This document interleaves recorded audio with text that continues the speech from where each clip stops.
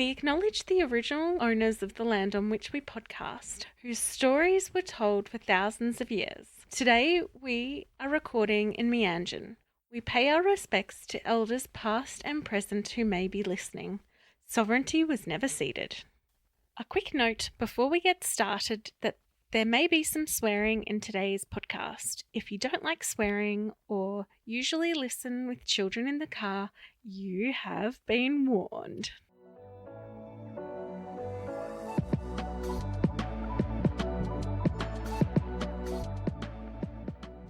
You're listening to What in the NDIS, the News, a podcast where I, Hannah Redford, and my friend Sam Rosenbaum discuss all the hot topics out of the NDIS. Hey, loyal listeners, we now have a Patreon. If you are interested and able to support the ongoing production of this podcast, please take a moment to check it out. There will be a link in the podcast description and on our socials. Patreon is a subscription service where content creators like us can be directly supported by fans like you. Thank you for your consideration. Hey Sam, how are you going?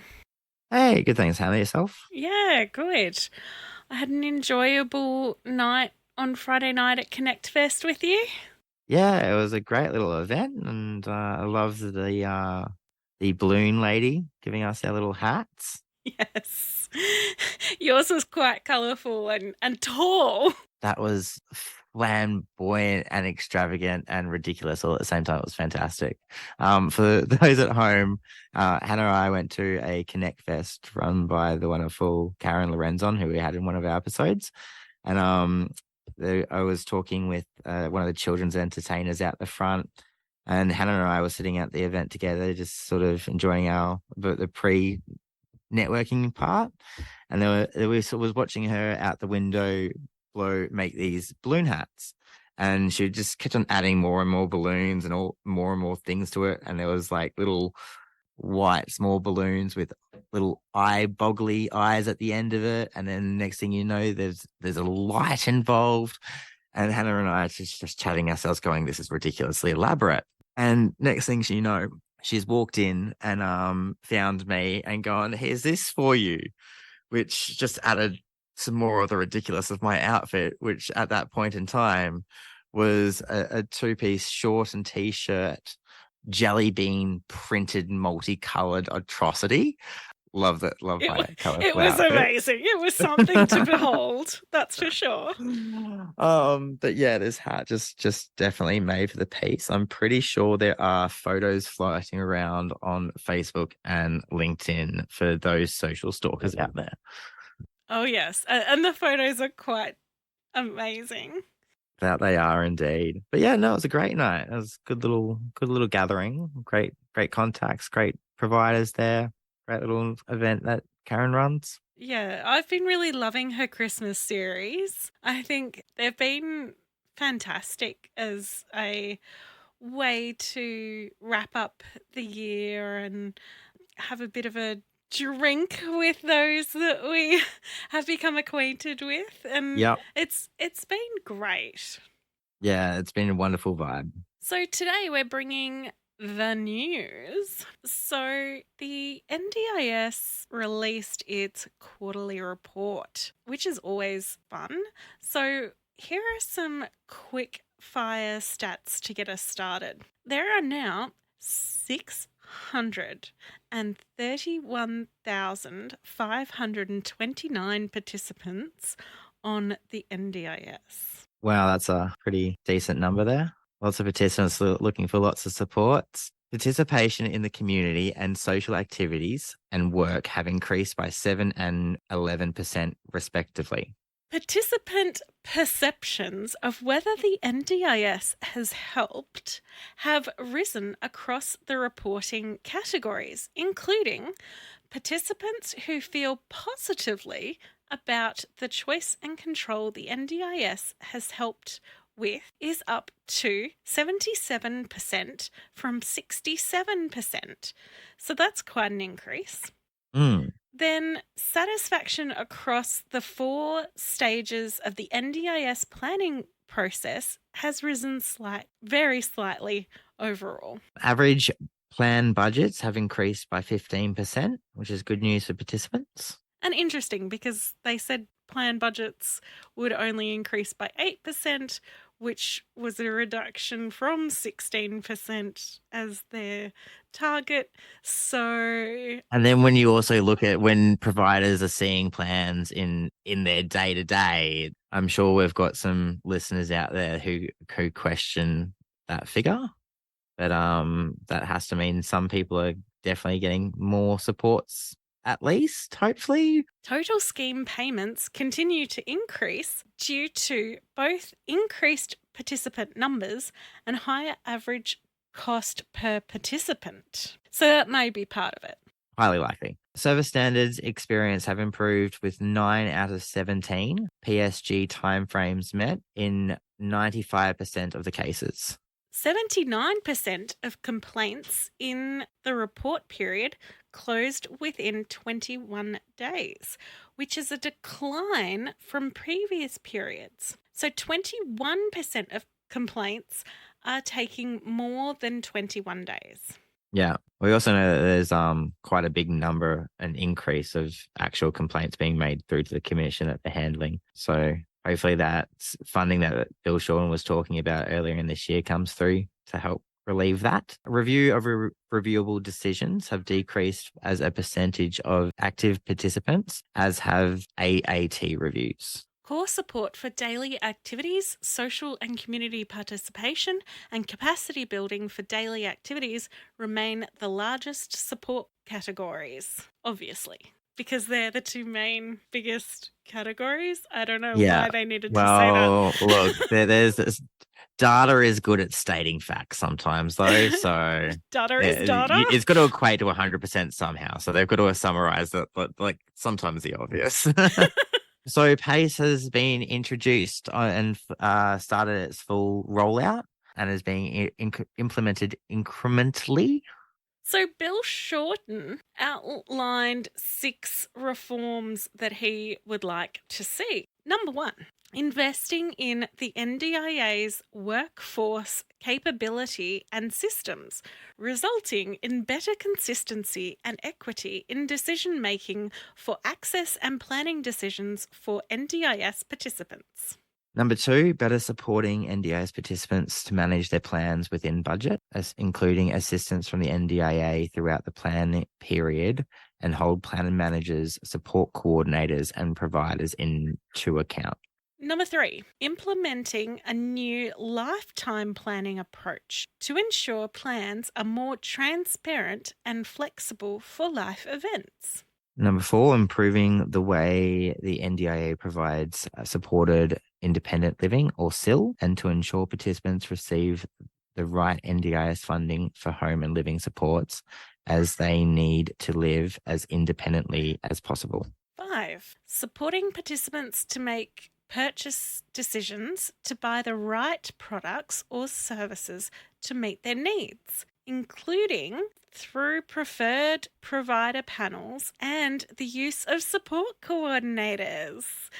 Well, you'd need to give us more support coordination hours to start with if you want us to do more work. So there's that. Yeah, well, there's lots of questions here. Improve the way the NDIA monitors compliance and prevents fraud within the scheme is number 6. And we've already seen quite a bit of action happen in compliance space and enforcement. And I definitely welcome Tracy Mackey and the NDIA stepping in to more of that enforcement regulation point rather than and tightening down this cowboy Wild West sort of NDIS disability space we've run into with the market environment that we've got. Mm-hmm. The Commonwealth government has announced an investment of $720 million over 4 years from this year through to next year to support these reforms. In other exciting news to hand, elaborating on information contained in the quarterly report, the NDIS has highlighted the positive impact the NDIA has made on lives of young NDIS participants. Impacts improvements noted for this cohort include increased participation in community and social activities is up by 7% to 42%. Participation in work doubling for participants in the ages between 15 and 24. Decision making through the Administrative Appeals Tribunal, or AAT, has been made faster due to targeted alternative dispute resolution initiatives being implemented. These alternatives include the Independent Expert Review Program, IER, which was trialled during the last 12 months. The IER program involved legal and disability experts who are independent of both the participant and the NDIA, reviewing the matter being disputed before making a recommendation for an appropriate resolution. Since implementing this and other improvements, the overall caseload of the AAT has reduced by 35.5%. Additionally, 90% of the 4,501 legacy cases waiting to be heard by the AAT by June 2022 have now been resolved, which is massive. Yes, well, it goes to show when you don't throw lawyers to grandstand and backlog cases that things can move. Amazing, isn't it? Surprising, not at all. Further to that, the NDIA released the IER evaluation report recently, which goes into more detail. Participants and their representatives typically reported a very positive experience. According to the report, especially compared with the AAT process, participants reported they wanted to see the following improvements to be implemented to the IER. Have the IER review matters earlier in the dispute resolution process, and the recommendations made should be binding. So at the moment, the recommendations from the IER are not binding, and the NDIA and their lawyers do not have to sign off on it and create the plan from there. However, I have been watching through a few different spaces about the IER program. I do feel like there's mixed opinions about how it works. So I'll be interested to read the evaluation report in more detail. The NDIS Quality Safeguards Commission has escalated its regulatory responses to NDIS behaviour support providers who do not comply with the requirements of the NDIS Act and related rules. Scrutiny is focused on the reduction and elimination of restrictive practices in the development of behavioural support plans, and the new regulated restrictive practice summary and protocols document is available on the NDIS Commission website. Tracy Mackey was recently quoted saying, the regulations of a specialist behavioural support provider is subject to the conditions that the regulated restrictive practice included in a behavioural support plan must, amongst other things, be used as only as a last resort and be the least restrictive response, reduce the risk of harm, be proportionate, and be used for the shortest time possible. Providers who breach conditions of their registration by not meeting any of these requirements will be held to account and may be subject to compliance enforcement action. In a recent letter on the 23rd of October this year, the Acting Deputy Commissioner advised all providers that the NDIS Commission has escalated its complaints and enforcement approach and urged all providers to take immediate action to ensure compliance with the rules about unauthorized, regulated, restrictive practices, which has been quite evident in the last couple of months in news articles and enforcement action taken by the NDIS Commission. There are over 3,000 providers registered to use regulated restrictive practices. Common contraventions include failures to 1. Authorize restrictive practices in accordance with the authorization process. 2. Develop a behaviour support plan within the time frame. 3. Lodge a behaviour support plan with the Commission. 4. Use restrictive practices in accordance with behaviour support plan. 5. meet requirements for how a behavior support plan is developed, and meet requirements for contents of a behavior support plan. Which is kind of ridiculous because these are all basic compliance mechanisms. And if they're common conjunctions, that means a lot of the 3,000 providers out there are making really bad mistakes. Yeah. You would think that if you are registered to provide restrictive practices, that you understand that you must follow these few requirements. Yeah, and using restrictive practice in accordance with behavioral support plan implies that either we're not training staff to how to read or implement and lead behavioral support implementation properly, and that systems and workflows are not there within the provider. Because if you're getting audited, then clearly you've got the documentation, but now it's an implementation and operational problem, which is mind blowing to sort of think about within the sector.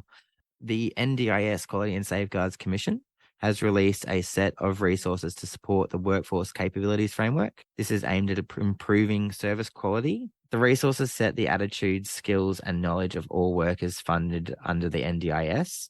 Tools and guides include recruitment and selection resources, workforce management, planning tools and strategy documents, supervision and training guidance, a career options guide for current workers, and the self-assessment quiz for workers interested in the sector. I have to pull up on that last point. A self-assessment quiz, Sam. What the heck is that? Well, a self-assessment, or what it probably could be more related to, is a self-reflection, because a self-assessment, if you're looking at it from a trying to get into an application, you want it to be shiny as what it would be, as it could be to get you into a whatever you're trying to get into.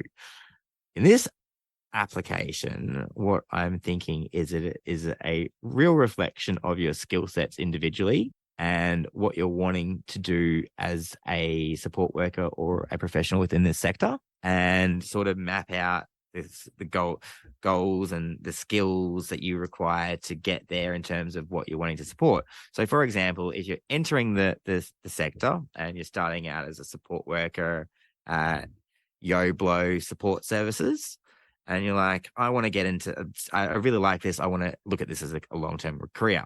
And you start looking at what you want to niche or specialize in. And let's say you get into mental health. So then you sort of look at this to getting, or like you'd look at the quiz around what your personality types are, what sort of things you may or may like to, and then where it would progress from there. I doubt, personally, that it's quite that in depth, because I think you are Well, or the thinking other thing far is harder about it maybe we than retract it, the retract this, and NDI. go on and have a look what it is, because it's currently live, and I've seen it, I haven't done it. No, well, that's fine. I'm happy for us to just speculate. Because, for a second, this, A, it's funny. B, I think this is funny.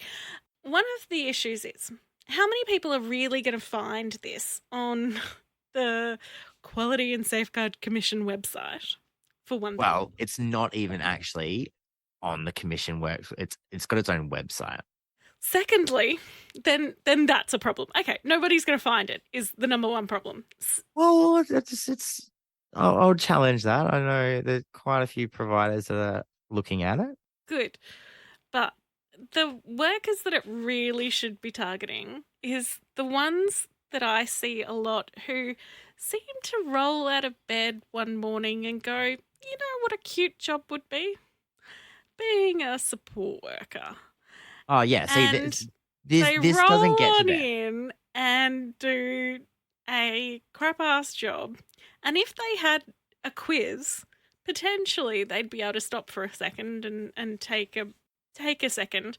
But I think then you'd have to present this quiz to like everyone who applies for the NDIS sector screening card or something, so that you can prove that you at least spent 5 seconds thinking about becoming a support worker. Well, the part of the top point there, recruitment and selection resources. This also needs to the providers need to think about this same point because when you or participants as well, when you're looking at engaging a support worker, hiring a support worker, contracting a support worker, whatever it may be, these are sort of things that you need to be thinking about as well to ensure that they're suitable or compatible for your organization, for your support circle. It just goes a long way, but for that type of profile of support worker that you're mentioning is unfortunately going to be the proactive type to jump onto the workforce capabilities framework, find the self-assessment quiz and run through it in the first place. Mm, What providers possibly need to do is start thinking about how they question have a look at the quiz themselves, mm. see where they sort of fit into it, and then look at some of those questions and how you can apply your recruitment and selection process to apply some of that thought process as well. The next news item is providers need to move to the new pricing arrangements for group based social and community participation supports by the 31st of December or the 1st of January, really. A series of presentations, which are available in the episode notes, have been developed to help providers move to the new pricing arrangements. Also, they have been trying to do this for the past 2 years. So if you have not been able to wrap your head around it by this point, I think you should stop providing group-based community participation supports because we can't help you at this point. Yeah, the cutoff and the transition period has been very generous. There's a lot of providers are already working with it, and they're seeing some real benefits in their processing, in their funding model. So it is a beneficial thing to really start wrapping your head around. Participants, if your provider hasn't jumped the transition yet, there are sort of some changes that you'll see there where it comes to non-face-to-face costs and how they charge for center-based fees. So have a chat with your provider there about what those changes look like for you if you don't understand them and what they actually are essentially. The NDIS SDA calculator has been updated. There are no longer separate calculators for legacy existing stock and new build SDA. They've all been merged into a singular calculator available on the NDIS website. For anyone not familiar with the calculator, it sets out a determination for maximum and reasonable rent contributions, or MRRC, and funding amounts for shared living arrangements. This is great. I'm glad they're trying to make it easier for SDA providers because that's Everything to simplify people's lives is always good. yes. Our favourite document, Sam, the PAPL, or the Pricing Arrangements and Price Limits document, has been updated on Tuesday, the 28th of November. It has an improved pricing arrangements for some travel costs. These include extra support items for provider travel, non-labour costs, which will allow participants to use core budget support when the capacity building funds are not flexible or available. The NDIS has updated the PAPL to explain how this item allows a participant to pay a provider to transport them to an activity even if the activity is not considered a support. For example, driving the participant to work.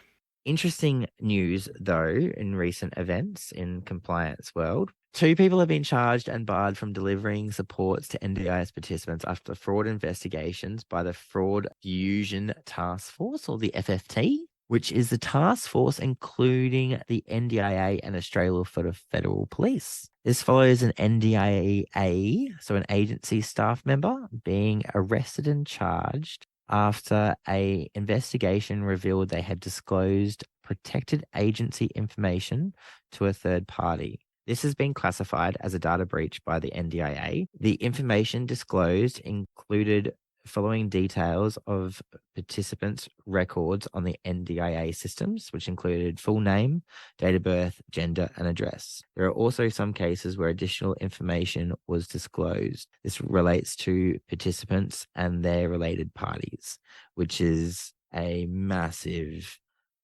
concern yeah, and breach of trust that we all have in the workforce at the NDIA to keep our stuff to themselves and, a whole yeah. bunch of things. It's really very scary. The other scary part about this is there is a connection between two of the people that were staff of the agency having interest in a provider. So not only are they working for the agency, they have interest in an actual NDIS provider as well, which from what I can understand is where some of the information may have been leaked to. So there's a public sector person using their position to leverage, and this is lots of questions here. It's big no-nos. Big, big no-nos. These people Yeah. are going to have a hard time finding a job in the future. And I'm sure that this will sort of unravel quite a few more things that have yet to come out of the work, but we'll see what the task force has to disclose when they have finished their investigations. Yeah. Now, Sam, Bill Shorten's going to make an address soon on the 7th of December. Can you tell me a little bit more about it? Yeah, he's running a press club address on the 7th of December around lunchtime Eastern Standard Daylight Time. So there's lots of speculation at the moment that this is when they're going to release, or should likely be confirming when they'll release the NDIS review, and maybe a look in at to when we will expect some response to the recommendations from the government. I'm excited to get this review because Yes. we have waited a very long time for it, and I'm a little sick of waiting, to be honest. Yeah, understandable. And I think, well, it's probably a good thing that we had Bill Shorten and the Labor government come in, because we could have been waiting a little bit longer for this. But overall, we'll see. Sort of have to still wait and see what happens. Hopefully, it's some good news. Yes. Well, I'm sure there will be mixed responses all around. There will be, as any sort of thing, some good, some bad, some ugly, some really good. So we'll just sort of have to see where things lie within that. And we will bring you that as soon as we can after the 7th of December. Well, I think that's a wrap for today, Hannah. Yeah. Awesome. So I think that's a wrap for today, Hannah. Well, were we not signing off? Are we? Yeah. Thanks for reading the news with me, Sam. It was fun, Hannah. I always love a good news segment. Yeah. And being able to talk to yourself. Indeed, as always. And we'll see you on the next episode. Yes. Bye. Thank you for listening. Please share with people you know. Until next time, as the Green Brothers say, don't forget to be awesome.